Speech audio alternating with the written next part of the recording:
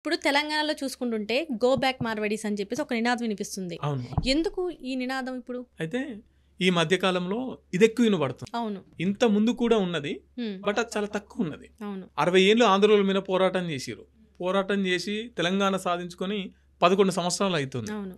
11 సంవత్సరాల తర్వాత మళ్ళీ ఒక పోరాటం చేయబోతున్నారా, గో బ్యాక్ మార్వాడీస్ అనే ఒక ఉద్యమం మొదలు కాబోతున్నదా హ్మ్. అని చెప్పేసి అన్నట్టుగా వాతావరణం కనిపించేటట్టుగా మొత్తం ఎక్కడ చూసినా తెలంగాణ సోషల్ మీడియా కావచ్చు, మీడియా కావచ్చు, హ్మ్. గో బ్యాక్ మార్వాడీస్ అని నినాదాలు, ధర్నాలు, మీటింగ్లు, ప్రెస్ మీట్లు, ఇంటర్వ్యూస్, ఇట్లా గో బ్యాక్ మార్వాడీస్ అని చెప్పేసి మాట్లాడుకుంటున్నాం.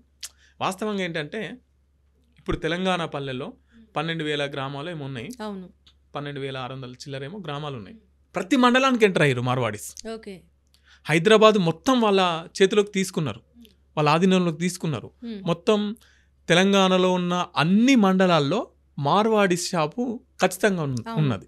ఆంధ్రలో పోయిర్రు అని చెప్పేసి కొంత తేరుకునే లోపే మళ్ళీ ఈ మార్వాడీస్ ఎక్కువైపోయారు అని తెలంగాణ ప్రజల్లో ఇది ఆర్థిక మూలాలను దెబ్బతీస్తుంది హ్మ్. అని చెప్పేసి తెలంగాణ ప్రజల్లో ఒక గందరగోళం స్టార్ట్ అయ్యి, లేదు మా తెలంగాణ మళ్ళీ పరాయి పాలన కాబోతున్నది అన్న నినాదంతో గో బ్యాక్ మార్వాడీస్ ఓకే. అనే ఉద్యమాన్ని మొదలు పెడుతున్నట్టు మనం చూసుకోవచ్చు అన్నట్టు.